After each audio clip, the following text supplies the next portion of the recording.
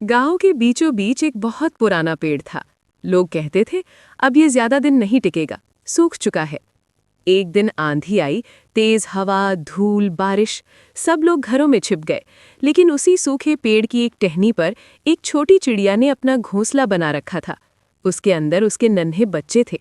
तेज हवा से टहनी हिल रही थी, लग रहा था अभी टूट जाएगी। फिर भी पेड़ झुका, डगमगाया, लेकिन गिरा नहीं। सुबह जब तूफान थमा, घोंसला सुरक्षित था, बच्चे भी।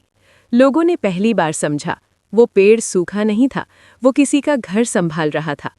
वीडियो अच्छा लगा तो लाइक कीजिए, चैनल को सब्सक्राइब कीजिए और बेल आइकन दबाइए।